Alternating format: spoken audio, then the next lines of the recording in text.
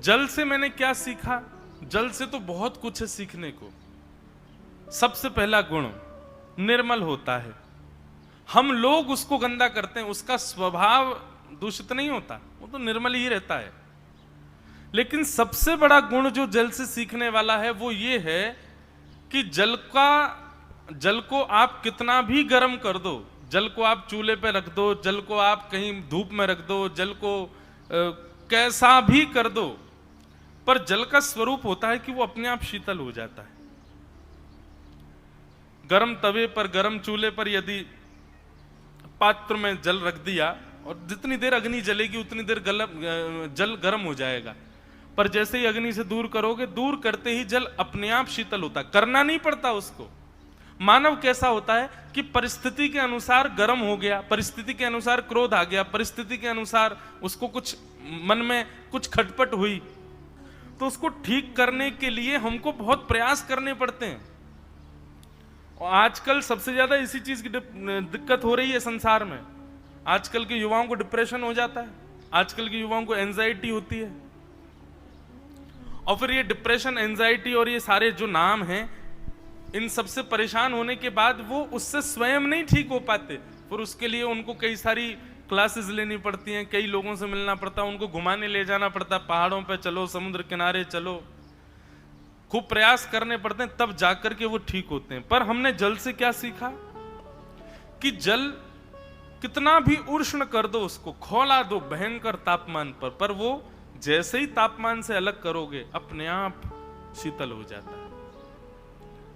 दूसरा हमने जल से क्या सीखा कि जल को आप भले ही उष्ण करके, गर्म करके खूब खौला दो या फिर फ्रीजर में रख करके जमा दो, पर जल जैसे ही इन दोनों परिस्थितियों से वास्तविक परिस्थिति में आएगा तो चैतन्य हो जाएगा। फ्रीजर में रखने पर जड़ हो जाता है, मार दो तो किसी का सिर फूट जाए। चूल्हे पर रखने पर इतना गर्म हो जाए, किसी पे फेंक दो तो बेचारा जल जाए, उसकी खाल वाल उधर जाए। मतलब क्रोध का क्रोध भी है और जड़ का जड़त्व भी है, परंतु ये उसके वास्तविक स्वभाव नहीं है।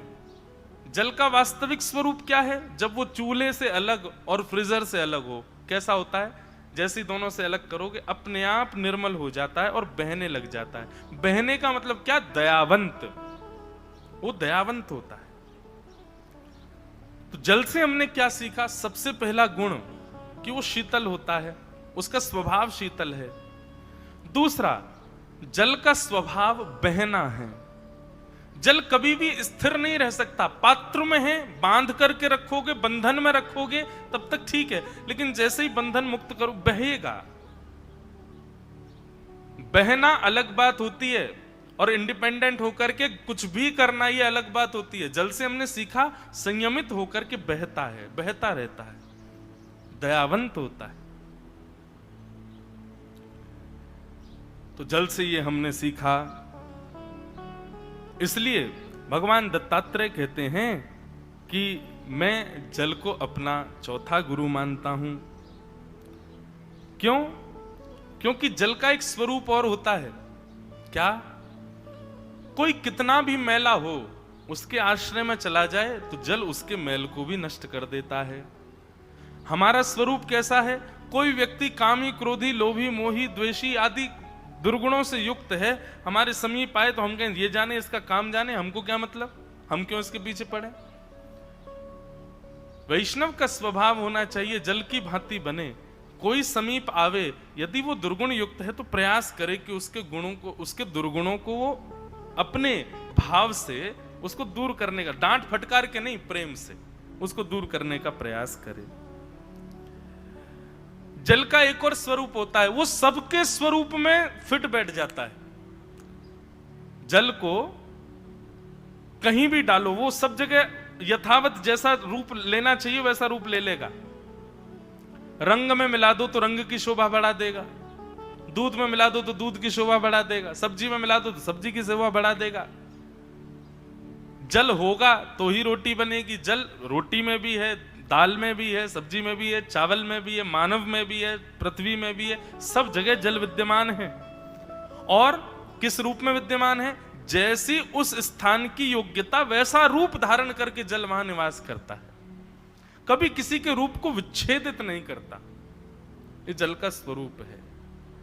तो ये जल से हमने सीखा, वातावरण कैसा भी हो, आपका स्वभाव भक्तिमय है, लेकिन कभी कभी पारिवारिक या फिर कभी कभी अपने जीवन में ऐसी जगह भी जाना पड़ता है जो हमारी अनुकूल नहीं थी। जल की भांति चले जाओ, आकार धारण कर लो, लेकिन अपने वास्तविक स्वरूप को मत भूलो। उस आकृति में कुछ क्षण के लिए रह लो, लेकिन फिर पुनश्च अपने ही स्वरूप में आ जाओ। ये हमने जल से सीखा।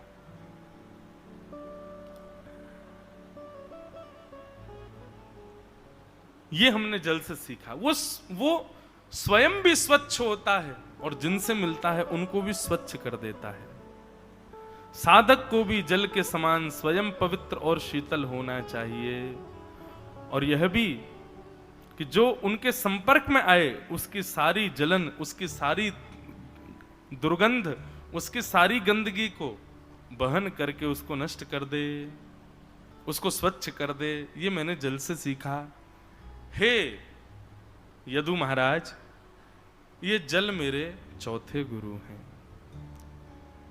भूमि, वायु, आकाशम, आपो, ये जल चौथे गुरु हैं।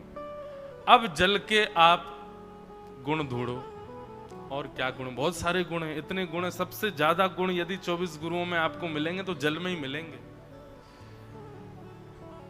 बस प्रयास कीजिएगा, ऐसा गुण लाइए जिससे हम क्या सीखते हैं, जिससे हमारे जीवन में हम क्या ला सकते हैं, उस गुण को खोज करके लाइएगा। अवधूत चिंतन श्री गुरुदेव दत्त। ऐसे गुरुदेव दत्त भगवान के भी जो 24 गुरु हैं उनको हम प्रणाम करते हैं। और प्रणाम करते हुए आइए अब कथा में प्रवेश करते हैं। यहां से क्रम महाभारत का प्रारंभ हो रहा है। कल हम लोगों ने सुना कि श्री वेद व्यास जी महाराज ने भागवत की रचना करके अपने पुत्र श्री सुखदेव जी को प्रदान की, और श्री सुखदेव जी महाराज ने यही भागवत की कथा गंगा के तट पर परीक्षित जी को जाकर के सुनाई।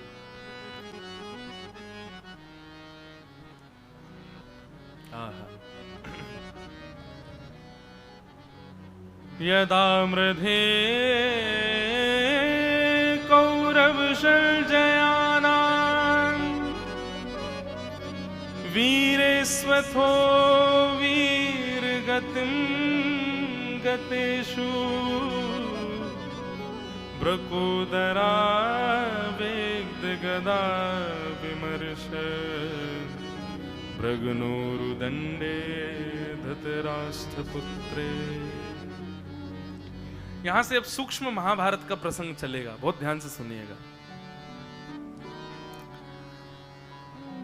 सौनक आदि ऋषियों ने प्रश्न किया, बोले हे सूत जी महाराज, ये परीक्षित कौन है और इस परीक्षित को 7 दिन में मरने का श्राप क्यों लगा? कृपा करके हमको ये विस्तार से बताओ।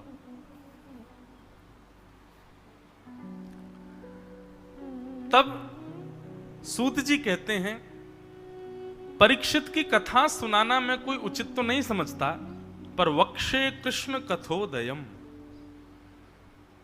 क्योंकि परीक्षित की कथा से कृष्ण कथा का उदय होगा, इसलिए मैं तुमको सुना रहा हूं। बहुत सावधानी से सुनिए सब लोग। महाभारत का युद्ध अपने अंतिम पड़ाव पर चल रहा था। बड़े बड़े वीर अपनी वीर गति को प्राप्त हो चुके थे।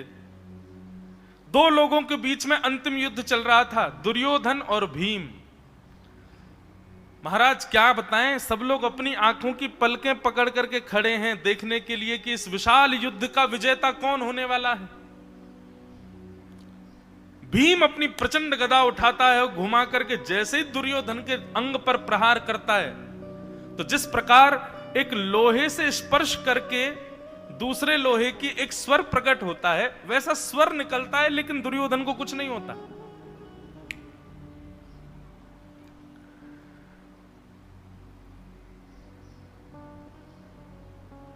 भीम अचंभित है कि मैं अपनी गदा का प्रहार करता हूं, दुर्योधन को कुछ होता क्यों नहीं है? क्योंकि एक प्रसिद्ध कथा है कि दुर्योधन का सर्वांगीण अंग लोहे का है, केवल उसका कटी भाग छोड़ करके। भीम युद्ध करते करते उसके अचानक दृष्टि पड़ती है ठाकुर जी के ऊपर, रथ पर बैठे हुए श्री कृष्ण भीम की आंखों में देखते हैं और आंख पर देखते हुए बस अपनी जंघा पर हाथ फेरते हैं।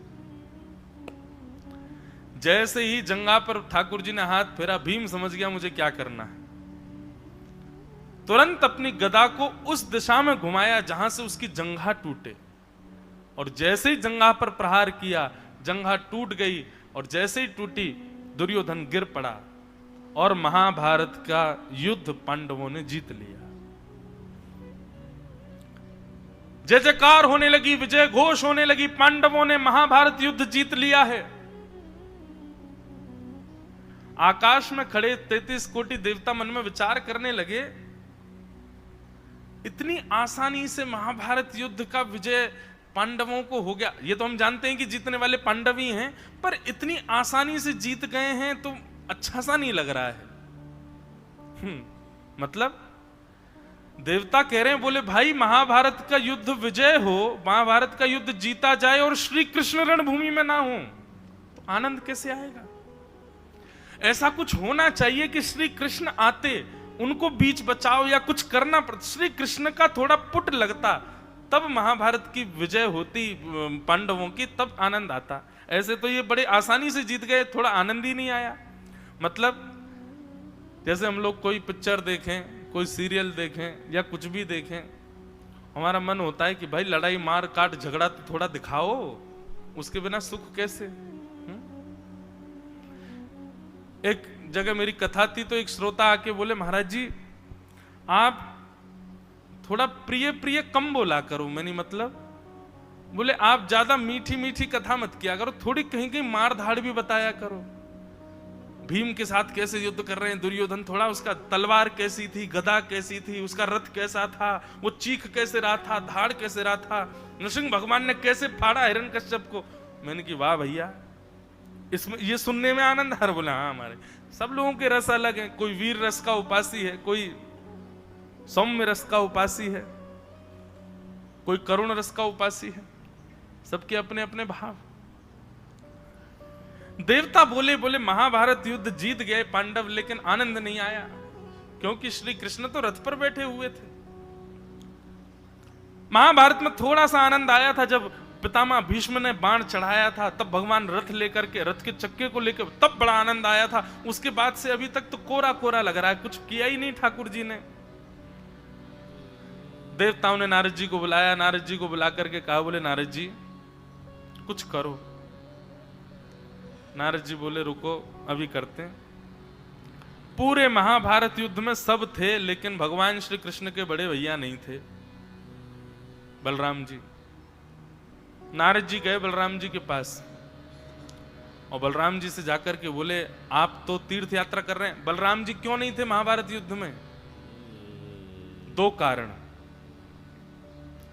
पहला कारण,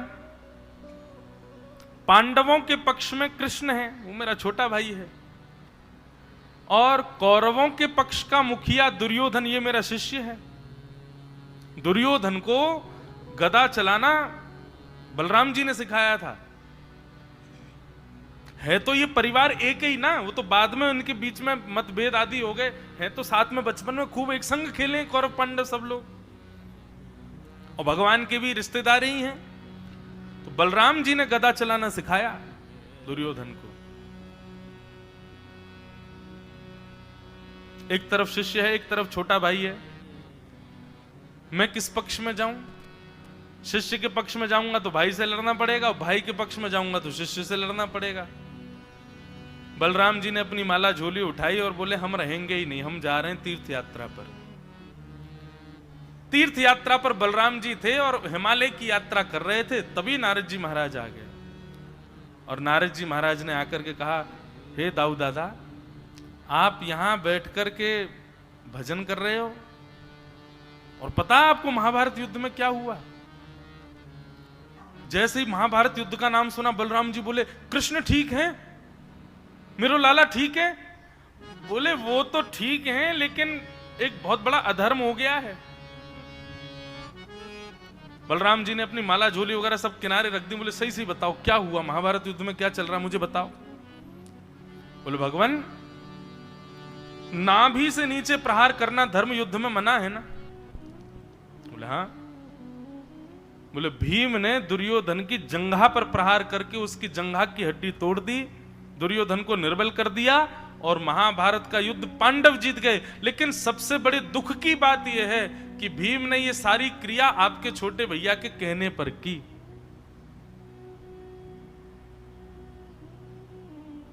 बलराम जी की आंखें लाल पड़ गईं। अधर्म की बात सुनकर के बलराम जी रोक नहीं पाए, स्वयं को तुरंत नेत्र बंद करके अभिमंत्रित अपने हल मुशल दोनों को प्रकट कर लिया हाथ में। बोले नारद जी, मैं बताता हूं इन पांडवों को तो है, ये मेरो लाला मेरो भैया कन्हैया तो ये पक्षधर है, ये तो एक पक्ष में चलो जाए, अपने भक्तन को पक्ष ज्यादा ले, लेकिन मेरे रहते हुए कोई अधर्म करे, चाहे वो पांडव ही क्यों ना हो, मैं उनको छोड़ूंगा नहीं। बलराम जी क्रोध में भर करके दौड़े कुरुक्षेत्र के मैदान की ओर। शरीर कंपा पृथ्वी का रोम रोम कंपायमान होने लगा। आकाश में सूर्य चंद्र दोनों घबराने लगे। क्यों? साक्षात शेषावतार बलराम जी को क्रोध आ रहा है। बलराम जी महाराज दौड़ रहे थे, यहां पर पांडवों की स्थिति की भूकंप जैसी स्थिति हो गई। पांडव सब श्री कृष्ण के चरण पकड़ के बैठे, बोले भगवान क्या हो रहा है? ठाकुर जी बोले भूकंप तो तभी आता है जब शेष नाराज हो। शेष नाराज मतलब शेष कौन है? बलराम। भगवान कृष्ण बोले निश्चित ही दाऊ दादा नाराज हो रहे हैं, तभी भूकंप आ रहा है। और तभी देखते हैं प्रचंड ओज प्रचंड स्वरूप श्री बलराम जी महाराज का प्रकट हो गए कुरुक्षेत्र के मैदान में, और अपने हलमुशल लेकर के भागे भीम की ओर। नहीं छोड़ूंगा इसको, अधर्म किया इसने। जैसे ही भीम को मारने के लिए आए, भीम ने जाकर के भगवान के चरण पकड़ लिए, बोले प्रभु मेरी रक्षा करो, ये मुझे मार देंगे आज।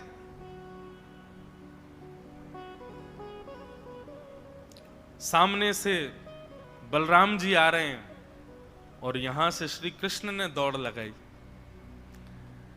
आकाश में देवता बोले अब आ रहा है आनंद, अब कुछ नमक मिर्च डला ना, अब स्वाद आएगा। अब श्री कृष्ण दौड़ रहे हैं रणभूमि पर, अब कुछ होगा। सामने से बलराम जी, यहां से श्री कृष्ण, दोनों दौड़ रहे हैं। पृथ्वी कंपित हो रही है कि अब प्रलय आएगा, क्योंकि शेष और नारायण दोनों के बीच युद्ध होने वाला है। परंतु जैसे ही श्री बलराम जी के थोड़े समीप पहुंचे भगवान, दौड़ रहे हैं दोनों, जैसे ही बलराम जी से बस स्पर्श होने ही वाला था श्री कृष्ण का, इतने में ही ठाकुर जी भूमि पर ही दंडवत लेट गए और बलराम जी को दंडवत प्रणाम करने लगे। जैसे ही श्री कृष्ण को दंडवत स्वरूप में देखा, श्री बलराम जी महाराज का तो सारा गुस्सा मुस्सा सब निकल गया, हल मूसल दूर फेंक दिए, दौड़ करके श्री कृष्ण को उठा करके अपने हृदय से लगा लिया। बंधुओं, बड़े लोगों के सबसे कोमल अंग होता है उनके चरण। माता पिता गुरुजन या परिवार के जो भी श्रेष्ठ जन हैं, इनके सबसे कोमल अंग होते हैं उनके श्री चरण। वे कितने भी कोपित हो रहे हो, कितने भी क्रोधित हो रहे हो, तुम्हारी गलती नहीं है तब भी क्रोधित हो रहे हो, तो भी प्रयास करो उनके चरण पकड़ लो। आपने चरण स्पर्श किया नहीं कि उनका क्रोध अपने आप शांत होगा। सबसे कोमल अंग होता है बड़े लोगों का। भगवान श्री कृष्ण ने कहा कि यदि मैं बलराम जी से वाद करूंगा तो विवाद होगा, इसलिए वाणी से कुछ नहीं कहा।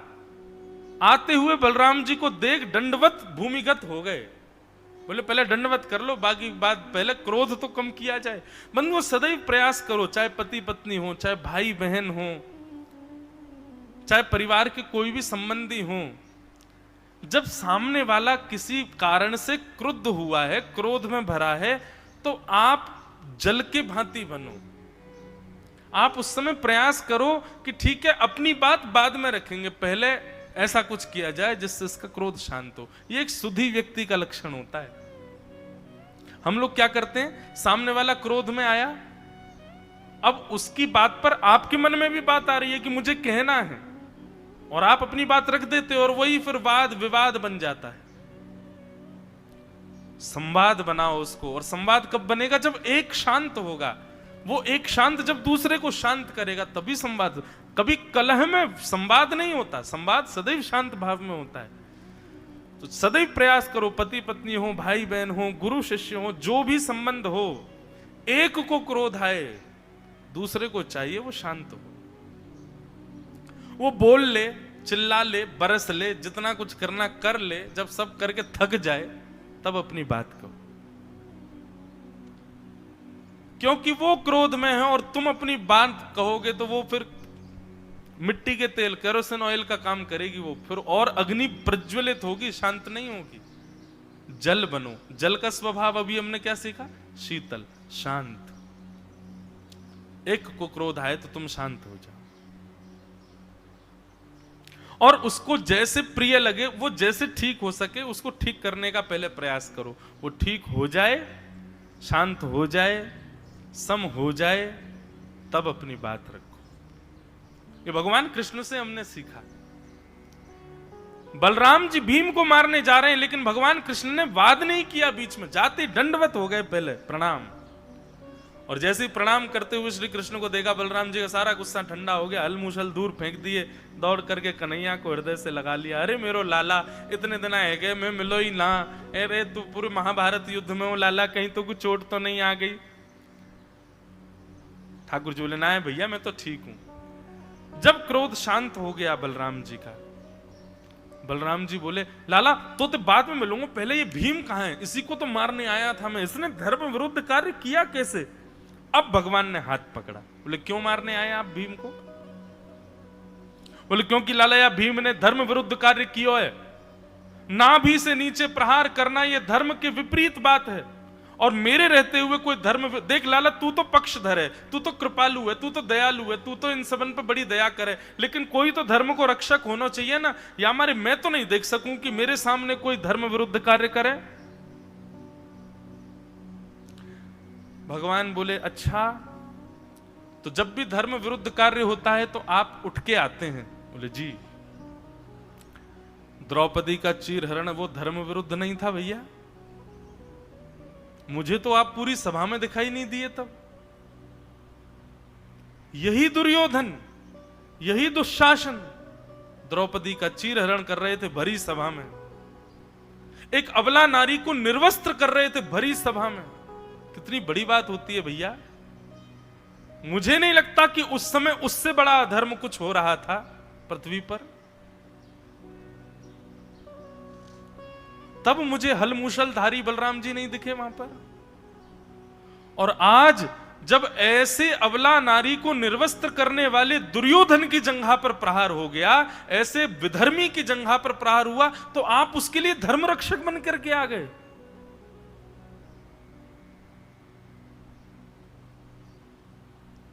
हाँ, मैंने आज्ञा दी थी भीम को, मारो इसकी जंघा पर, नाभि से नीचे प्रहार करना मना है, लेकिन भैया यदि धर्म विरोधी को नष्ट करने के लिए धर्म विरुद्ध जाना पड़े तो वह भी धर्म है, वह भी धर्म है। हम धर्म विरोधी को नष्ट नहीं करें, उस समय यह विचार करें। ठाकुर जी अभी इसी विषय में आगे कहेंगे, ब्रह्म बंधुर न हंतव्य आतताई वधारणा। एक बालक ने मुझसे कथा में पूछा, भगवान कहते हैं ब्राह्मण कैसा भी क्यों ना हो उसको मारना नहीं चाहिए, और स्वयं ने रावण को मार दिया। क्यों? यही बात, धर्म विरोधी यदि कोई है, धर्म विरुद्ध आचरण करने वाला यदि कोई है, वो ब्राह्मण नहीं हो सकता। फिर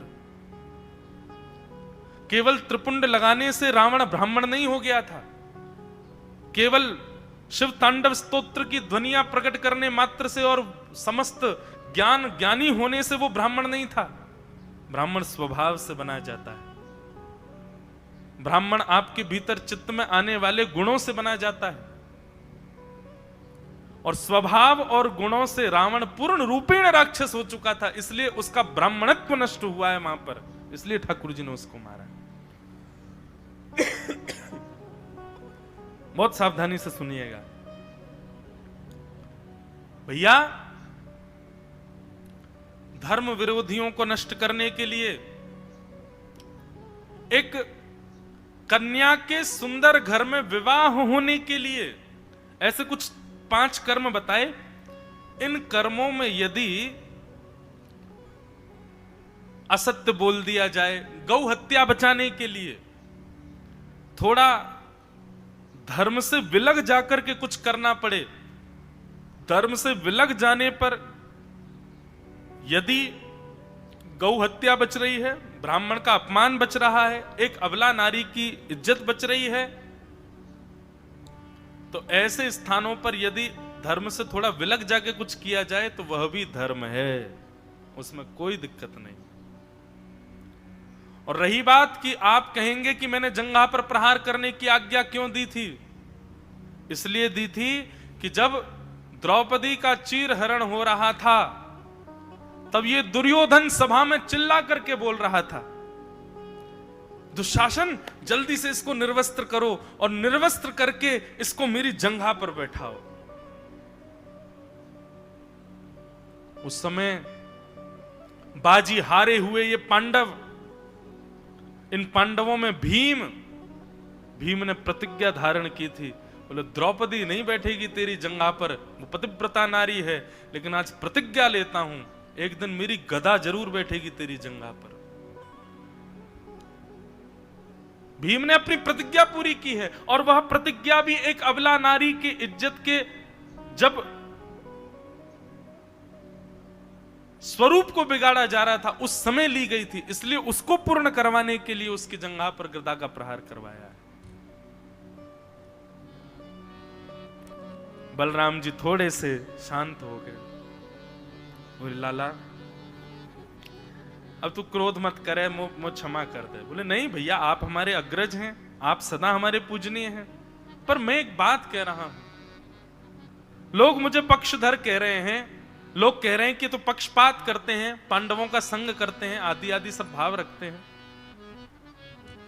बंधुओं एक बात बहुत ध्यान से सुनना, मैं इस विषय को कहा करता हूं, संसार एक महाभारत है, और इस महाभारत में मैं और यहां बैठे हम आप सब लोग योद्धा हैं, और योद्धा 2 ही हैं महाभारत में, या तो पांडव या कौरव। हम आप सब ही पांडव हैं और हम आप सब में ही कोई कौरव है, बस पहचान करनी है कि कौरव कौन है, पांडव कौन है। बस इतना समझ लीजिए, पांडवों के पास 5 गुण हैं, हर पांडव का एक एक गुण है। युधिष्ठिर का गुण है धर्म, भीम का गुण है बल, अर्जुन का गुण है आत्मा, नकुल का गुण है बुद्धि, और सहदेव का गुण है स्वरूप। हम आप सब लोग, इस पंडाल में बैठे सब लोग, या संसार में हर व्यक्ति इन 5 गुणों में से किसी एक गुण से युक्त है। धर्म, बल, आत्मा, स्वरूप और बुद्धि। ऐसा हो ही नहीं सकता कि यहां बैठे और इस संसार में हर व्यक्ति इन 5 में से एक गुण में युक्त ना हो। इसका मतलब क्या है, वो इन्हीं में से एक पांडव है, हम आप सब लोग ही। परंतु हमारे गुरुदेव कहते हैं ये 5 लक्षण, ये 5 गुण, धर्म, बल, आत्मा, बुद्धि और स्वरूप, ये 5 लक्षण कौरवों के पास भी हैं। इसका मतलब क्या है, संसार में हम आप सब लोग कौरव पांडव दोनों हैं, बस पांडव कौन है, कौरव कौन है, इसकी पहचान केवल 2 बातों से होगी। 2 लोग जिसके पक्ष में खड़े हैं, समझो वही पांडव हैं। उसमें पहला नाम है योगेश्वर श्री कृष्ण, और दूसरा नाम है पतिव्रता द्रौपदी। दोनों के गुण क्या हैं? ये 2 गुण जिसके पास हों, समझो वो अपनी महाभारत का पांडव है। श्री कृष्ण का गुण है ज्ञान, विवेक, जो विवेकी है, सही गलत की जिसको पहचान है, सद असद में जो भेद समझता है, ऐसा गुण जिसके पास है। पहली बात, श्री कृष्ण यदि साथ हैं, यानी कि विवेक यदि आपके अंदर है तो आप पांडव हो। और दूसरा, यदि द्रौपदी आपकी पत्नी है, द्रौपदी का गुण क्या है? दया। क्यों है द्रौपदी का गुण दया, अब कथा आती है आगे, लेकिन सुन लो पहले ही, हम पांडव कब माने जाएंगे? जब हमारे पास दो गुण हों, पहला विवेक और दूसरा दया। विवेक बिना सत्संग के नहीं आएगा, बिना गुरु कृपा के नहीं आएगा, बिना राम जी की कृपा के नहीं आएगा, और दया बिना विवेक के नहीं आएगी। सत्संग के बिना, गुरु कृपा के बिना विवेक नहीं आएगा, मतलब श्री कृष्ण नहीं आएंगे आपके पास। और श्री कृष्ण जब तक नहीं आएंगे तब तक द्रौपदी नहीं आ सकती जीवन में। इसलिए इन दो लक्षणों को जीवन में लाने का प्रयास करो। सत्संग के द्वारा विवेकी बनो, सही गलत की पहचान रखो, सद असद पर भेद समझो। और दूसरी बात श्री कृष्ण यानी कि विवेक, और दूसरी बात द्रौपदी यानी कि दया। चित्त में दया लाओ। दया का मतलब यह नहीं है कि ग्राम सिन्न को अपने बिस्तर पे ही सुलाओ, उसके गले से गलेवरियां लगाए घूमते रहो, हम तो दयालु हैं। इसका मतलब दया नहीं होता। दया का मतलब सबका उपकार, सबका हित की भावना चित्त में आना, यह दया का स्वरूप है। तेरा मंगल मेरा मंगल सबका मंगल होए रे, सबके मंगल की भावना चित्त में आना, इसको दया कहते हैं। बंधुओं, ये हमारे जितने भी पूर्वाचार्य हुए,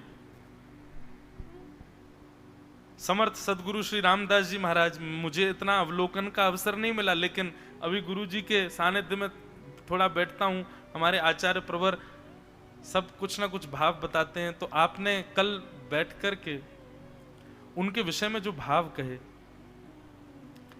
वे समर्थ क्यों कहलाए? इसीलिए कहलाए क्योंकि चित्त में दया है। दया मतलब सबका हित, सबका कल्याण, सबके हित की भावना चित्त में। कोई श्रेष्ठ, कोई पूजनीय तब तक ही होता है, तब ही बनता है जब उसके चित्त में सबके प्रति दया हो, सबके प्रति करुणा की भावना हो।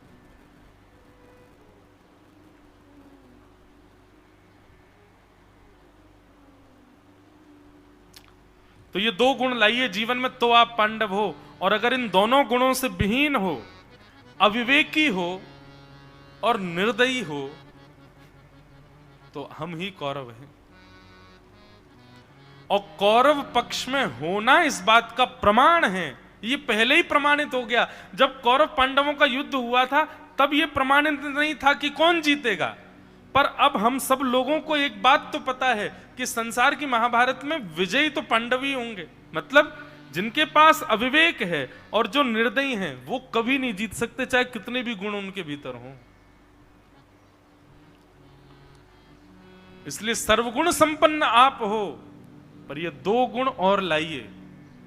पहला विवेक युक्त होइए, दूसरा दयावंत होइए।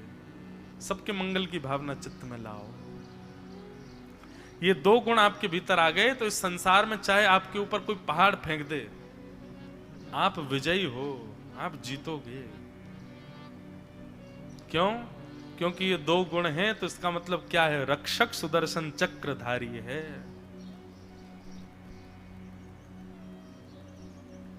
लोग बाग क्या कहते हैं संसार में? कोई बहुत धनवान है, भगवान की इस पर बड़ी कृपा है। किसी के घर में 5-6 गाड़ियां हैं, भगवान की इस पर बड़ी कृपा है।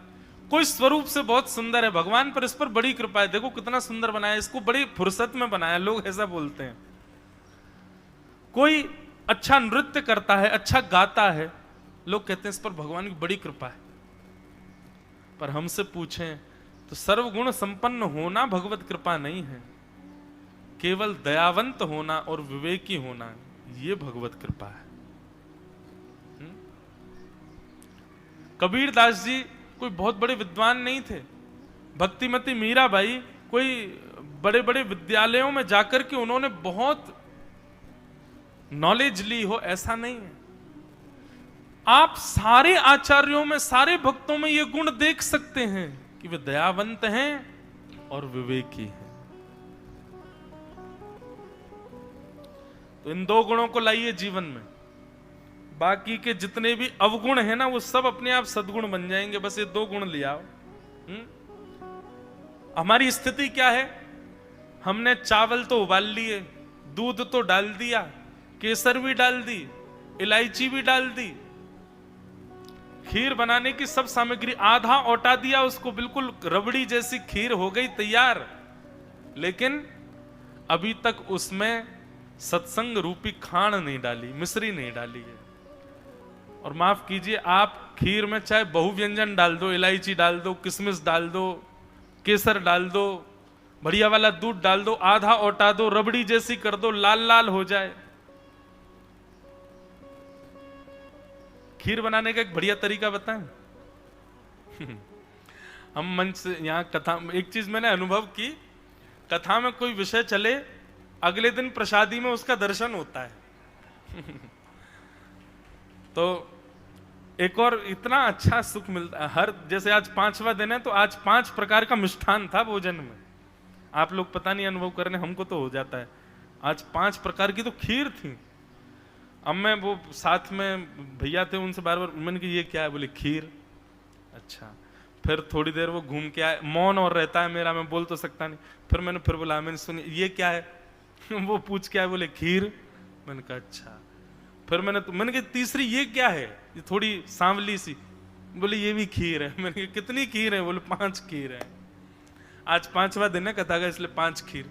कल हमने दाल बाटी का नाम लिया तो आज बाटी भी बनी थी कथा में। खीर बनाने का एक बढ़िया तरीका बताएं। पात्र लीजिए और पात्र में थोड़ा सा घी हाथ में लेकर के पहले पात्र के अंदर थोड़ा सा उसको लेप दो। ये इसलिए ताकि दूध लगे ना, दूध जले ना। थोड़ा सा पात्र में हल्के हाथ से थोड़ा सा घी लगा दो, फिर उसमें ज्यादा सा दूध डालो, 5-6 किलो दूध, अब लोगों के हिसाब से। दूध को तब तक औटाओ जब तक वो आधा ना हो जाए। इसको हमारे यहां बोलते हैं अधौटा। उसमें फिर बढ़िया केसर डालो, इलायची डालो, चावल डाल दो, और भी जो बढ़िया आपको भाव लग रहा हो वो सब। वैसे यहाँ बनती तो बहुत ही बढ़िया है, इतनी बढ़िया बनती है कि रोटी खाने की इच्छा कम होती है। वो मिठाई इतना बढ़िया लगता है कि उसी को पालें। और हमारा तो पेट इतना भर जाता है, सवेरे 5 बजे से लेकर के और 10 बजे तक तो नियम में रहते हैं, पर 10 बजे के बाद इतनी भूख लगती, बाल भोग ही इतना कर लेते हैं कि राजभोग की जगह ही नहीं बचती पेट में। 12 बजे जब जाते हैं तब मन में आता है कि कल बाल भोग कम कर लें ताकि राजभोग भी खा सकें। इतना बढ़िया प्रसाद। ऐसी खीर बना करके फिर उसको बढ़िया मिट्टी के बर्तन में रखो। आप देखना श्री कृष्ण या हमारे ठाकुर जी के सन्मुख पधरानी नहीं पड़ेगी, ठाकुर जी स्वयं आएंगे उसको पाने के लिए। ऐसे मधुर भाव से बनाओ। बंधु देखो, कला आपके अंदर कोई भी हो, उस कला का प्रस्तुतिकरण, मैंने कल भी कहा था, आज भी कहूंगा, वो कला का प्रस्तुतिकरण, उस कला का भाव ठाकुर जी की प्रसन्नता के लिए करो, वो कला ही आपकी भक्ति बन जाएगी। आपको अन्य, और एक और बात कहें, जो कलाकार हैं, जिनके पास कला है, चाहे भोजन बनाने की, चाहे गाने की, चाहे नृत्य की है, चाहे कुछ भी है, चित्रकारी करने की है, कुछ भी है, आप यदि कला से युक्त हो तो ये बात आप हमसे बहुत भाव से समझ लीजिए, आपको बहुयत्न करने की आवश्यकता नहीं ठाकुर जी की। बस अपनी कला प्रस्तुत कर दो ठाकुर जी को, उसी से ही मिल जाएंगे ठाकुर जी।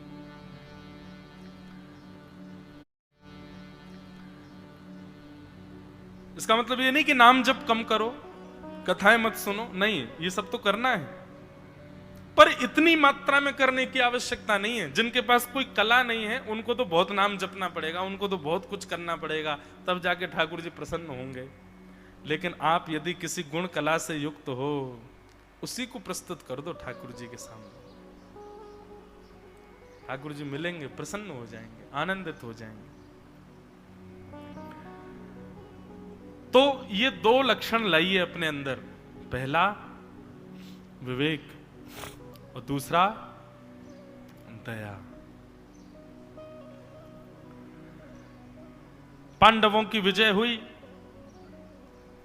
अश्वत्थामा गुरुपुत्र को अर्धरात्रि में दुर्योधन ने बुलाया। दुर्योधन की जांघी तो टूटी थी, मरा थोड़ी है, अभी पड़ा है रणभूमि में। गुरुपुत्र अश्वत्थामा ने आकर के कहा, बोले मैं पहले ही कह रहा था मुझे सेनापति बना दो। दुर्योधन बोला अब बना देता हूं, जाओ तुम सेनापति हो हमारे, जाओ जाकर के 5 पांडवों को मार दो। बंधु, ये भी एक राक्षस प्रवृत्ति होती है कि जो मुझे नहीं मिला मैं पूर्ण प्रयास करूंगा ये किसी और को भी ना मिले। ये एक राक्षस स्वभाव होता है। अगर इस स्वभाव से कोई युक्त है, आपसे हाथ जोड़ के विनती है, इस स्वभाव का त्याग करो। मुझे ये प्राप्त नहीं हुआ, इसका अधिकार मुझे नहीं मिला, तो मैं पूर्ण चेष्टा करूंगा कि दूसरे को भी ना मिले। इसी को मात्सर्य दोष कहते हैं, और ये संसार में आज की डेट में बहुत ज्यादा है। व्यक्ति आजकल इसके लिए प्रयत्न कम कर रहा है कि वस्तु मुझे मिले, व्यक्ति इसके लिए प्रयत्न ज्यादा कर रहा है कि मुझे तो मिली नहीं, उसको भी ना मिले। ये मात्सर्य दोष है, बहुत राक्षस प्रवृत्ति वालों का ये स्वभाव होता है। अगर ये स्वभाव किसी में हो तो उसको संभलना चाहिए। दुर्योधन ने कहा, अगर हम हस्तिनापुर की गद्दी पर नहीं बैठे, इंद्रप्रस्थ का राज्य हमारा नहीं हुआ, तो इनका भी नहीं होना चाहिए। अरे बहुत देख लिया, धर्म से युद्ध, धर्म से युद्ध, अब हम भी अधर्म करेंगे, सोते हुए पांडवों को मार दो, जाओ। अश्वत्थामा सोते हुए पांडवों को मारने के लिए गया, लेकिन जिनके रक्षक स्वयं सुदर्शन चक्र धारण करके खड़े हों, उसको कोई कैसे मार सकता है? भगवान पांडवों के पास गए और उनको एक लोभ दिया कि राजा तब तक विजयी नहीं माना जाता जब तक हंस का दर्शन ना कर ले। चलो मेरे साथ जल्दी, तुमको हंस दिखा के लाना है। 5 पांडव भगवान कृष्ण के साथ चले गए अर्धरात्रि में, लेकिन द्रौपदी के 5 पुत्र सोते रह गए। अश्वत्थामा ने अंधेरे में आकर के देखा नहीं, उसको पहचान भी नहीं हुई, 5 बालकों का सर धड़ से अलग कर दिया। और कहीं कहीं ऐसा बताते हैं कि प्रमाण देने के लिए 5 के सर अपने साथ दुर्योधन के पास लेकर के गया। दुर्योधन ने प्रकाश किया, अश्वत्थामा ने कहा देखो मैंने 5 पांडवों को मार दिया। दुर्योधन बोला ये तो ऐसे बोल रहा है जैसे कोई गाजर मूली तोड़ के लाया है। जिस खेत का रक्षक स्वयं कृष्ण रूपी किसान हो, वहां की सब्जी ऐसे कोई नहीं तोड़ सकता है। बड़े बड़ी तिमिंगल मछलियां, भागवत में महाभारत में कौरवों के वीरों को तिमिंगल नाम से पुकारा गया। तिमिंगल मछली, तिमिंगल मछली किसको कहते हैं? एक मछली होती है, वो मछली कैसी होती है? बोले तिमिंग नाम का एक पक्षी होता है। वो तिमिंग नाम का पक्षी, उसको जब भूख लगती है तो वो वन के ऊपर जाता है और अपने दोनों पंजों में, एक पंजे में एक हाथी, दूसरे पंजे में दूसरे हाथी, 2 हाथियों को पंजे में लेकर के आकाश में उड़ता है। सोचो पक्षी कितना बड़ा होगा, हाथी इतने विशाल होते हैं। 2 पंजों में 2 पक्षियों को लेकर के जो आकाश में उड़ जाए वो तिमिंग पक्षी, और 2 हाथियों के सहित जब तिमिंग पक्षी आकाश में उड़ता उड़ता समुद्र के मार्ग पर जाता है तो 2 हाथियों सहित उस तिमिंग पक्षी को एक तिमिंगल नाम की मछली श्वास लेने के लिए समुद्र के बाहर आकर के मुख खोल करके जैसी श्वास लेती है तो वो तिमिंग पक्षी हाथी सहित उसके पेट में चला जाता है। वो है तिमिंगल मछली। महाभारत युद्ध में कौरवों के योद्धाओं को क्या कहा गया? बोले तिमिंगल मछली। ये साधारण नहीं है कौरवों की सेना, एक से एक बड़ा योद्धा था वहां पर। दुर्योधन कहता है इतनी बड़ी बड़ी तिमिंगल मछलियां हमारे कौरवों के महासागर में, वे इन 5 पांडव रूपी छोटी छोटी मछलियों का बाल बांका नहीं कर पाई। और ये नेक्सा सा, ये अश्वत्थामा कह रहा मैंने 5 के सर धड़ से अलग कर दिए, दिखाओ तो। बोले मुझे पता था तुमको विश्वास नहीं होगा, इसीलिए लेके आया हूं, थैला खोल दिया, लो देखो। प्रकाश करके देखा। कहीं कहीं ऐसी कथा भी बताते हैं कि भीम ने वो दुर्योधन ने एक सर लेकर के और ऐसे हाथ में पकड़ करके उसको जोर से दबाया। जैसे दबाया तो जैसे फल भेदन हो जाता है वैसे वो भेदित हो गया उसी से ही वो पहचान गया कि नहीं, ये पांडवों के मस्तिष्क नहीं हो सकते, इतने साधारण नहीं है पांडव। और प्रकाश करके जब देखा तो वे पांचों द्रौपदी के निर्दोष बालक थे। इस शोक में दुर्योधन के प्राण निकल गए कि इन निर्दोष बालकों का क्या दोष था, इनको क्यों मार दिया? अरे ये हमारे परिवार के आगे के वंश हैं, हमारा पूरा परिवार खत्म हो चुका है, ये बालक ही हमारे आगे के वंश को चलाने वाले थे, इन्हीं को नष्ट कर दिया। दुर्योधन के शोक में प्राण निकल गए कि मैं ही अपने वंश का नाश कारक बन गया।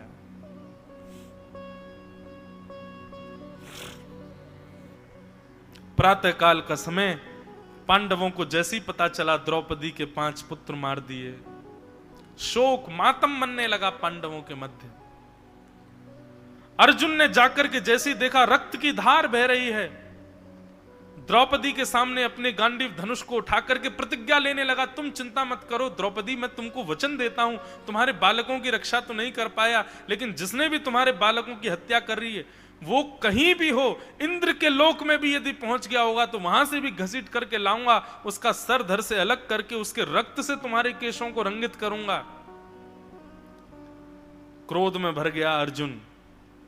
भगवान बार बार हाथ पकड़ते हैं अर्जुन का, अर्जुन क्रोध में कुछ भी करो पर निर्णय कभी मत लो। लेकिन बंधुओं, जब क्रोध आता है तब ज्ञान देने वाले या संभालने वाले लोग हमको बड़े बुरे लगते हैं कि क्यों संभाल रहे हैं हमको, मुझे करने दो बस। क्रोध बंधुओं, लोग बोलते हैं क्रोध को कैसे कम किया जाए।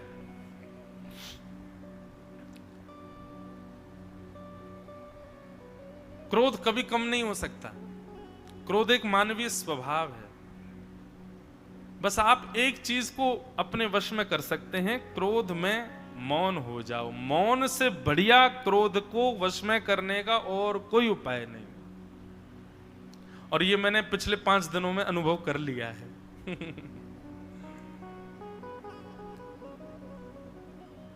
अब कथाओं में जाते हैं, हमारे सब भाई लोग संग रहते हैं, कोई ठाकुर जी की सेवा में है, कोई प्रसाद ला रहे हैं, कोई वस्त्र दे रहे हैं, कुछ सब सेवा भाव में रहते ही हैं। हम इनकी करते हैं, ये हमारी करते हैं। अब उसमें अब मनवांछित जब इनके भाव होते हैं, अब मैं तो मौन हूं, ये लोग खूब बोलते हैं और ये पूर्ण प्रयास करते हैं कि महाराज जी भी बोल जाएं। क्रोध आता है, कई कई बार आ जाता है, लेकिन मौन व्रत होने की वजह से मैंने देखा कि जब मौन नहीं होता तो क्रोध आने पर जो मेरा स्वरूप होता था, वैसे मैं मौन रहता ही हूं, क्रोध आने पर वैसे भी मेरा नियम है कि मैं मौन ही हो जाता हूं, लेकिन फिर भी कई बार, अब यहां तो नियमबद्ध है ना कि नहीं मौन ही रहना है, शाम सूर्यास्त तक मौन रहना है, कथा में बोलना है बस। तो एक नियमबद्ध होने की वजह से ये दर्शन किया, अपने गुण में भी अनुभव किया 5 दिनों में कि मौन होने से क्रोध तो आता है, लेकिन वो जितना नाशकारी पहले होता था उतना नाश कर नहीं पाता है। अब किसी पर क्रोध आ गया, उसको मैं क्या इशारा करता हूं? ये इशारा मेरा है कि सूर्यास्त होने दो, बताऊंगा तुमको। तो मैं ऐसे कहूंगा, तो वो अच्छा ये लोग भी बड़े चतुर हैं, ये जानबूझ के उल्टा बोलते हैं, बोले क्या बल्ब उतार के नीचे धर दें? तो फिर समझ जाते अच्छा सूर्यास्त के बाद हमको देखोगे। मैंने कहा हाँ तब देखूंगा, लेकिन जब तक सूर्यास्त का समय आता है 5-6 घंटे बीत चुके होते हैं, कुछ क्रोध नहीं रहता फिर। तो क्रोध को वश करने, क्रोध को आप कभी कम नहीं कर सकते। क्रोध आएगा, क्रोध रहेगा। शास्त्रों में तो श्लोक भी है, हमारे मुकुंद काका जी और सब हमारे आचार्यगण मुझे वो श्लोक बता देंगे तो कल मैं बोल दूंगा। एक क्रोध है, एक श्लोक है, उसमें ऐसा भाव है कि क्रोध कौन सा अच्छा, तो उसमें भाव आता घटिका द्वयम, 2 घड़ी से अधिक का क्रोध यदि आपका जाएगा तो वो तामसी, राजस तामस सात्विक और सामान्य, ऐसे 4 क्रोध के रूप बताए गए हैं।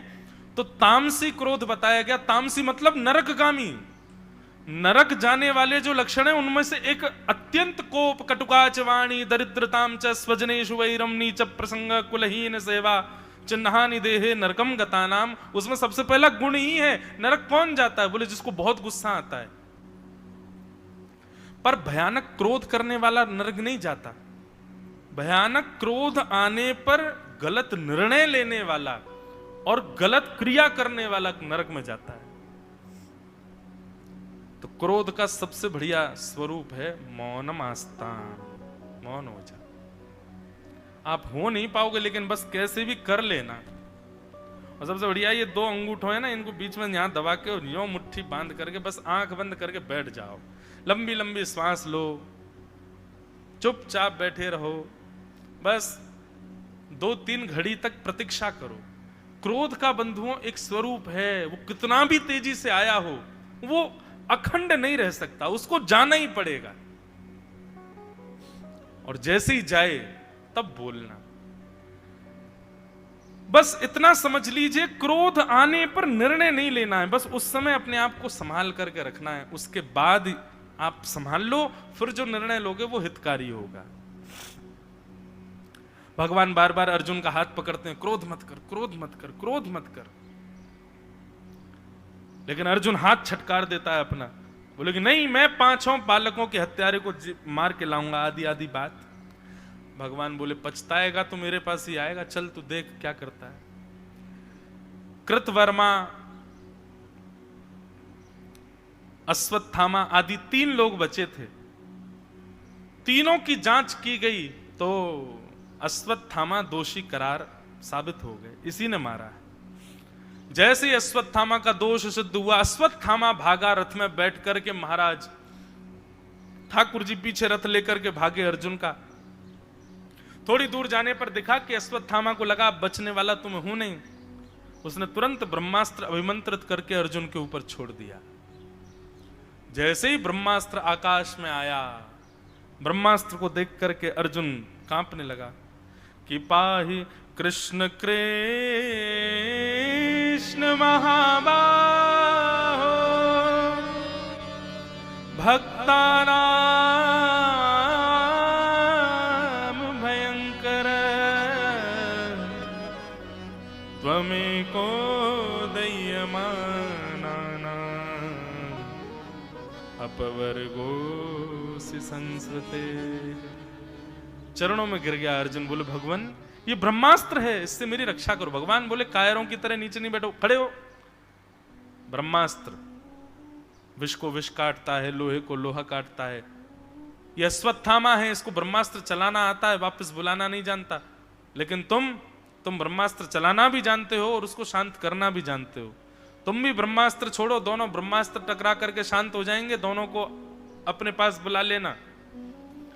अर्जुन ने तुरंत खड़े होकर के ब्रह्मास्त्र छोड़ा और छोड़ करके ब्रह्मास्त्र को शांत कर दिया और दौड़ करके पकड़ लिया अश्वत्थामा के केशों को, उसके हाथ पांव बांध करके रथ के चक्के से घसीटते हुए लेकर के आया अर्जुन।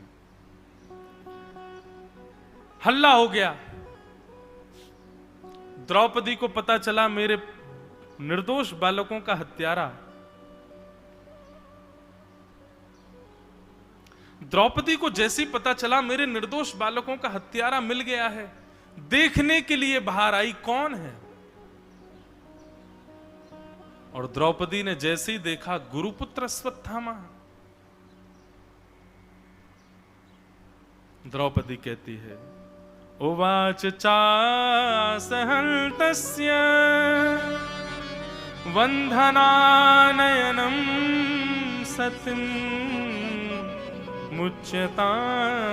मुच्यतामेष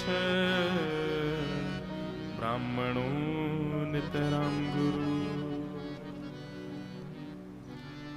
द्रौपदी जैसे ही बाहर आई और देखा कि हाथ पांव बंधे हुए हैं, ये कोई और नहीं है, गुरु का बेटा गुरुपुत्र अश्वत्थामा। तुरंत द्रौपदी गई और जाकर के उसके हाथों को मुक्त करने लगी, उसको खोलने लगी। अर्जुन कहने लगे क्या कर रही हो, ये तुम्हारे बालकों का हत्यारा है द्रौपदी। अर्जुन मैं आपके आगे हाथ जोड़ती हूं अर्जुन, इसको मत मारिए। अरे देखिए तो सही ये कौन है, ये हमारे गुरुपुत्र हैं और गुरुपुत्र गुरु समान होते हैं, हम उन पर कैसे अत्याचार कर सकते हैं। हमने गुरु के साथ तो युद्ध किया, युद्ध में गुरुदेव मारे गए, परंतु कम से कम इतना तो ऋण रखो गुरुदेव का कि उनके परिवार को तो बख्श दो, कम से कम उनके पुत्र को तो ऐसे मत करो। अरे हमारे ऊपर कितने ऋण हैं गुरु के। धनुष उठाना सिखाया, बाण चलाना सिखाया आप सब लोगों को, जिन गुरु ने, उनका पुत्र है ये, इसको मत मारिए। और दूसरी बात, ये ब्राह्मण हैं, हम क्षत्रिय हैं, ब्राह्मण पूजनीय होते हैं, उनको नहीं मारना चाहिए। लेकिन फिर भी आप चाहते हैं कि आप इनको मारेंगे, तो मुझे वचन दीजिए, अश्वत्थामा को मृतक स्वीकार मैं तब करूंगी जब मेरे 5 मृतक पुत्रों को आप जीवित करके लाओगे। इनको मार दीजिए, लेकिन मेरे 5 पुत्र जीवित होने चाहिए उसके बाद। क्या आप ऐसा वचन दे सकते हैं अर्जुन? अर्जुन मौन खड़े हैं।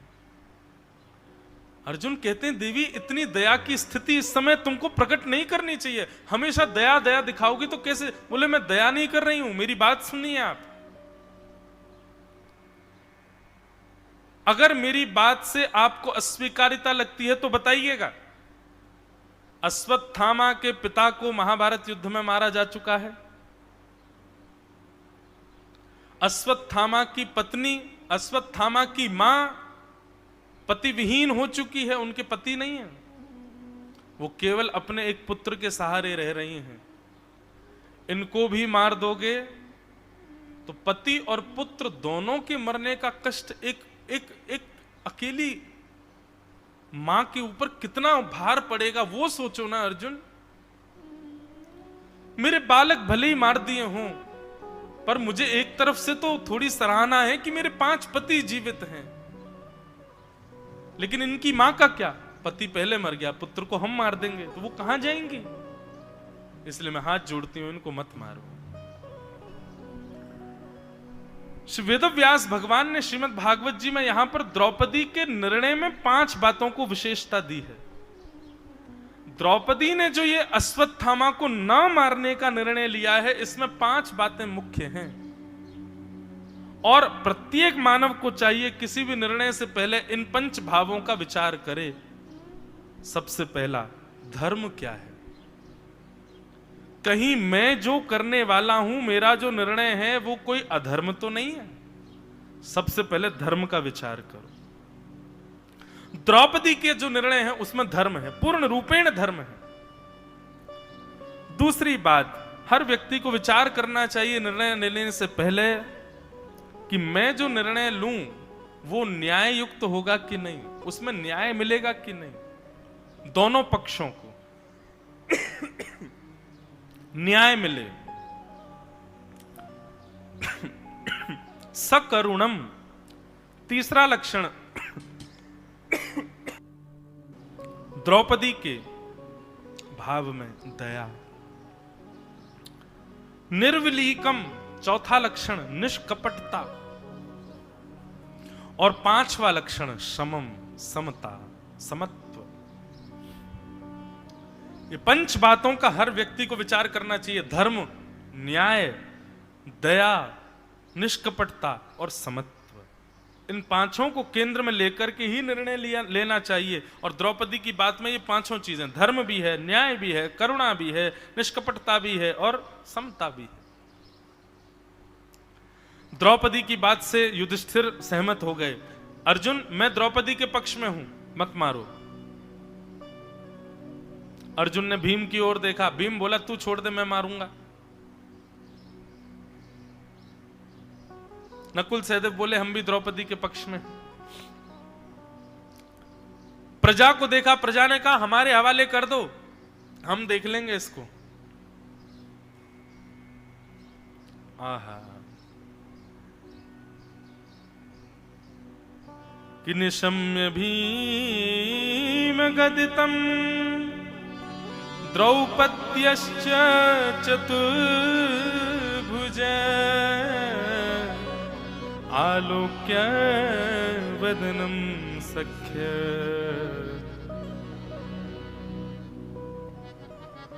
आलोक्य वदनम सख्य धर्माः हसन्निव। सबकी ओर देखते देखते देखते देखते अंत में जब अर्जुन को कहीं भी चित्त में किसी के मुखाकृति को देख करके यह अनुभव नहीं हुआ कि मुझे क्या करना चाहिए, तब अंत में आलोक्य वदनम सख्य, अपने सखा श्री कृष्ण की ओर जब देखा, अब जैसे ही ठाकुर जी की ओर अर्जुन ने दृष्टि डाली, ठाकुर जी ने मुंह फेर लिया। बोले मैं तो पहले ही रोक रहा था इसको। अब अर्जुन इधर आके खड़ा हुआ तो ठाकुर जी ने इधर मुंह फेर लिया। अर्जुन चरणों में गिरे, वो क्या खेल क्यों रहे हो मेरे साथ, इधर उधर मुंह क्यों कर रहे हो? भगवान बोले नहीं, तू कर अपने मन की, कर जो तो तुझे ठीक लगता हो वही कर तू। हमारी बातें तो तेरे को बस तब सुननी थी जब महाभारत का युद्ध होना था, बहुत विषम परिस्थिति थी, तो मेरे चरणों में गिर गया, करिष्ये वचनम तव। अभी अश्वत्थामा को मारने के लिए जब तू निर्णय ले रहा था, हाथ कौन पकड़ रहा था तेरा? मेरा हाथ छड़क दिया, गलती हो गई भगवान क्षमा कर दो, आपका ही तो हूं मैं। अब मुझे बताइए ना क्या करना चाहिए। भगवान बोले बताऊं? बोले हाँ। करेगा? बोले वही करेगा ना जो मैं कहूंगा। बोले करिष्ये वचनम तव, मैं वही करूंगा। भगवान बोले वचन दे, वो करेगा जो मैं कहूंगा। बोले वचन दिया प्रभु, करूंगा। भगवान बोले तो अब सुनो, सबसे पहले तुमको अपनी प्रतिज्ञा पूरी करनी चाहिए। तुम्हारी प्रतिज्ञा क्या थी? कि बालकों के हत्यारे को तुम जीवित नहीं छोड़ोगे। यदि कोई व्यक्ति अपनी प्रतिज्ञा पूरी नहीं करता तो 2000 वर्ष के लिए उसको नरक जाना पड़ता है। अर्जुन अपनी प्रतिज्ञा पूरी करो। तुम्हारी प्रतिज्ञा है कि तुम बालकों के हत्यारे को छोड़ोगे नहीं जीवित, मार दो अश्वत्थामा को। तुरंत अर्जुन अपने धनुष बाण को उठाने लगा। भगवान बोले लेकिन द्रौपदी 5 बालकों की मैया है, उसकी आज्ञा के बिना तुम नहीं मार सकते, और द्रौपदी की आज्ञा है कि उसको छोड़ दो, तो तुमको द्रौपदी की बात भी माननी पड़ेगी। अर्जुन ने फिर से धनुष बाण छोड़ दिए। लेकिन भीम तुम्हारे बड़े भैया हैं, भीम कह रहे हैं कि तुम छोड़ दो, वो मार देंगे, तो भीम के हवाले कर दो। लेकिन हवाले करोगे भी तो भी भीम मारेगा, तो भी दोष तो तुम्हारे ऊपर ही आएगा, तुमने मरवाया। पहली बात अपनी प्रतिज्ञा पूरी करो, दूसरी बात द्रौपदी की बात मानो, तीसरी बात भीम जो कह रहे हैं वो भी तुमको करना चाहिए। लेकिन युधिष्ठिर तुम्हारे बड़े भैया हैं, इनकी बात को भी नकारना तो नहीं चाहिए तुमको। युधिष्ठिर मना कर रहे हैं तो तुमको नहीं मारना चाहिए। और सबकी बातें सुनते सुनते सुनाते सब ठाकुर जी बोले अब तुम आए हो मेरे पास तो मेरी बात सुनो। ब्रह्म बंधुर न हंतव्य, ब्राह्मण कैसा भी क्यों ना हो उसको मारना नहीं चाहिए। लेकिन अर्जुन बालकों का हत्यारा कोई भी क्यों ना हो उसको छोड़ना नहीं चाहिए। अर्जुन क्या समझ में आई बात? अर्जुन बोला मैंने प्रतिज्ञा ली है, प्रतिज्ञा पूरी करनी है, नहीं करूंगा तो 2000 वर्ष के लिए नरक जाना पड़ेगा, इसके लिए मुझे इसको मारना है। द्रौपदी की आज्ञा का पालन करना है क्योंकि उसी के 5 पुत्र थे, तो द्रौपदी कह रही है नहीं मारना है। भीम की बात माननी है, भीम कह रहे हैं मारना है तो इसको मारना है। युधिष्ठिर जी मना कर रहे हैं इसको नहीं मारना है, मारना है नहीं मारना है, मारना है नहीं मारना है, और अंत में आप कह रहे हैं कि ब्राह्मण कैसा भी क्यों ना हो उसको मारना नहीं चाहिए, ये ब्राह्मण है इसको मारना नहीं है। लेकिन बालकों का हत्यारा कोई भी क्यों ना हो उसको छोड़ना नहीं चाहिए, ये बालकों का हत्यारा भी है। ठाकुर जी मैं पागल हो जाऊंगा, मुझे नहीं समझ आ रहा मैं क्या करूं, मुझे चक्कर आ रहे हैं, मैं बेहोश होकर यहीं गिर जाऊंगा, अभी प्राण निकल जाएंगे मेरे। बंधुओं, जितने भी कृष्णाश्रित हैं ना, राम आश्रित, दत्ताश्रित, शिव आश्रित एक तरफ और कृष्णाश्रित एक तरफ, पूरा जीवन पहेली बना देंगे आपका। इतना खेलते हैं, इतना खेलते हैं। ठाकुर जी यदि ये कह दें ना, जैसे स्कूल में क्या होता था, मेरे साथ तो हुआ, आपके संग पता नहीं हुआ कि नहीं, वो MCQ आते थे, मल्टीपल चॉइस क्वेश्चन, एक प्रश्न के 4 ऑप्शन है, एक सही है, उस पर टिक लगाओ। तो कई बार नहीं पता होता था तो जो क्लास टीचर होता था ना उसी को हम इशारा करते थे, सर एक ही है बता दो। तो वो कई बार बड़े चतुर होते थे क्लास टीचर, वो गलत वाली पे उंगली रख के चले जाते थे। हमने उस पर टिक कर दिया, फिर मार्क्स आए 0। सर आपने ही तो बोला था। बोले तो पढ़ के क्यों नहीं आया था? मैं तो ऐसे ही बोलूंगा, मैं तो गलत ही बताऊंगा। ऐसे ही श्री कृष्ण उनके आश्रय में रहने वाला यदि उनसे ये कहे कि ठाकुर जी मेरा निर्णय बताइए क्या करूं, ठाकुर जी बोले आ जा बेटा अब खेल होगा, तार परे खेला होवे, बंगला में कहते हैं। बहुत खेलते हैं ठाकुर जी।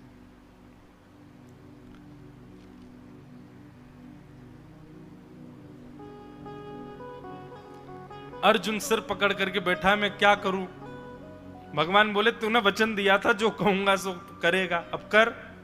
बोले ये कैसा निर्णय दिया आपने, ये ब्राह्मण है इसको मैं मार नहीं सकता, बालकों का हत्यारा छोड़ नहीं सकता, और मेरी प्रतिज्ञा याद दिला दी और ये सब बात, मैं क्या करूं भगवान? ठाकुर जी बोले विचार कर, थोड़ा मनन कर, मैंने जो कहा है करना वही है तुझे, बस थोड़ा चिंतन करो उस बात का। बंधुओं एक बात सदैव याद रखना, आप सीधे सीधे गीता जी पढ़ोगे आपको कभी समाधान नहीं मिलेगा। तत्श्रवणवन प्रपठन विचारण परो, आप जब तक विचार नहीं, देखो केवल भोजन पा लेने से आपको तृप्त, आप पुष्ट नहीं होगे, भोजन को पचाना भी तो आवश्यक है। भगवान श्री कृष्ण के द्वारा कहे गए जितने भी ज्ञान उपदेश हैं ये सब भोज्य पदार्थ की तरह हैं, इनको पचाना पड़ेगा, और इनके पचाने का एक ही उपाय है, क्या? मनन, चिंतन करो। श्री कृष्ण ने यदि एक बात कही है तो कम से कम उस विषय पर 2 घंटे मनन होना चाहिए, तब जाकर के आपको मूल प्राप्त होगी। भैया वो नवनीत चौरम हैं, वो नवनीत के चोर हैं, मक्खन चुराते हैं, इसी से ही प्रमाण पता चल जाना चाहिए कि श्री कृष्ण मूल देते हैं, और मक्खन ऐसे ही नहीं निकल आता है, दही बिलोना पड़ता है, मेहनत करनी पड़ती है, श्रम करना पड़ता है, पसीना बहाना पड़ता है, तब जाकर के दही मंथन से मक्खन प्रकट होता है। भगवान की हर बात श्री कृष्ण वाच भगवान वाच जहां कहीं भी आ रहा हो उस विषय को कम से कम 2 घंटे मनन कीजिएगा, तब आपको उसमें से कुछ सुंदर बात समझ में आएगी। एक बार की बात से आपने समझ लिया, हो ही नहीं सकता। अर्जुन नेत्र बंद करके बैठा है, सब लोग कह रहे हैं बताओ ये कैसा क्या हो रहा है यहाँ पे, अश्वत्थामा बांध के पटक रखा है, अर्जुन यहाँ ध्यान लगा रहा है, भगवान ने जो कहा है उसका चिंतन कर रहा है। और क्षण भर के चिंतन के बाद अर्जुन ने नेत्र खोले, प्रसन्नता आ गई मुख पर। भगवान बोले समझ गया? बोले हाँ। क्या समझ में आया?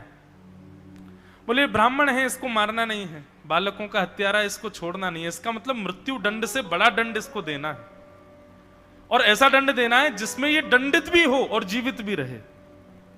भगवान बोले हाँ। और वो दंड क्या है अर्जुन? बोले भरे समाज में अपमान, ये मृत्यु से भी बड़ा दंड है। भगवान बोले जाओ यही करो।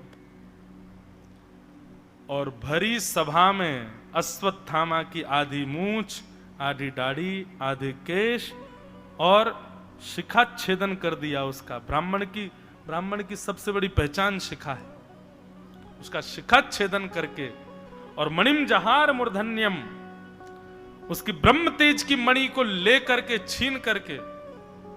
बंधुएं ब्रह्म तेज की मणि क्या है? हर ब्राह्मण के मस्तिष्क में ब्रह्म तेज की मणि होती है, ऐसा हमारे आचार्य प्रवर कहते हैं। जो ब्राह्मण त्रिकाल संध्या नहीं करता, जो ब्राह्मण गायत्री उपासना नहीं करता, जो ब्राह्मण ब्राह्मणोचित कर्म नहीं करता, जो ब्राह्मण स्वयं अध्ययन नहीं करता, दूसरों को अध्ययन कराने से पूर्व, आदि आदि ये सब बातें हैं, उसकी ब्रह्म तेज की मणि अपने आप ही हरित हो जाती है। लेकिन जो ब्राह्मण ब्राह्मणोचित कर्म करता है, वो चाहे कैसा भी हो, उसके रूप में एक आकर्षण आ जाता है, उसके नेत्रों में, उसकी वाणी में, उसके शब्दों में जब वेदों की लहरियां लहराती हैं, वो सबके चित्त का हरण कर लेती हैं। और ये आकर्षण ही उसकी वाणी का, उसकी उपस्थिति का, उसके ललाट का, यही ब्रह्म तेज की मणि है, जो उसको मणि के भांति चमकाती है। उसका रूप कैसा है, रंग कैसा है, इस पर नहीं जाना है, पर कैसे भी सही वो आकर्षित करेगा। वो यदि कह देगा बैठ जाओ तो आप उठ नहीं पाओगे, उसकी वाणी में इतनी सामर्थ्य आ जाएगी। ये ब्रह्म तेज की मणि का प्रताप होता है। पर होना चाहिए ब्राह्मण को अपने ब्राह्मणोचित कर्मों में। बंधु, मैं कुछ अधिक प्रशंसा का विषय है ऐसा नहीं है, पर यहां इस क्षेत्र में आकर के, यहां दत्त धाम में श्री दत्तात्रेय भगवान की शरणागति में, यहाँ के आचार्यों के मध्य, यहाँ के ब्राह्मण बालकों के मध्य और यहाँ रहने वाले सब लोगों के मध्य, यहाँ रहकर के वास्तव में इतने वर्षों के पश्चात अपनी 27 वर्ष की आयु में पहली बार मैंने ब्राह्मणोचित कर्मों से युक्त ब्राह्मणों को देखा है। यहाँ पर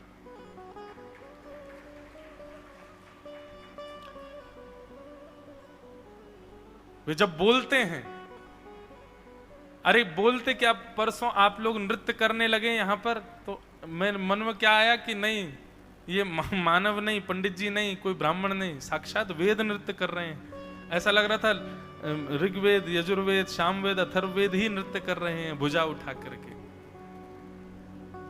और सबसे बड़ी बात, कोई जाति विशेष पर प्रवचन नहीं कर रहा हूं, आजकल पीछे पड़ जाते हैं लोग, पर यहां इस स्थान का माहौल ही ऐसा है कि यहां पर अन्य कोई किसी और वर्ण का होगा भी ऐसा लग ही नहीं रहा है। सबके यथाउचित कर्म ब्राह्मणों जैसे दिख रहे हैं। ब्राह्मण को ऐसा ही होना चाहिए, शीलवान, सरल, आलस्य विमुक्त, अध्ययनशील, षोडशोपचार, राजोपचार से युक्त। अरे प्रसाद भी पाने जा रहे हैं तो वहां पर भी वैदिक मंत्र और अपने समर्थ गुरुओं के सुंदर कहे गए श्लोकों को युक्त करके और उसी से ही वाचन करते हैं। गोदावरी जी में स्नान करने के लिए जा रहे हैं, त्रिकाल तो हैं नियम, कईयों के 2 काल हैं, सुबह और मध्य में। तो गोदावरी जी में स्नान से पूर्व सूर्य अर्घ करेंगे, गोदावरी जी को प्रणाम करेंगे, जैसा जो नियम उचित होता है वैसा करेंगे। ऊर्ध्वपुंड त्रिपुंड से युक्त मस्तिष्क है, गौ खुर के समान सबकी शिखा है। देख करके लगता है कि यहाँ सब ब्राह्मण ही दिख रहे हैं। ब्राह्मण का मतलब भगवत प्रिय, यहाँ सब भगवत प्रिय दिख रहे हैं। यहाँ कोई कथा सुनने बाहर से भी आ रहा है ना, वो भी भगवत प्रिय लग रहा है, वो भी लग रहा है ये भी ब्राह्मण ही है। ये स्थान का ऐसा माहौल है यहाँ का। पर मैंने अपने जीवन में बहुत वर्षों बाद ऐसा देखा और देख करके बहुत प्रसन्नता है।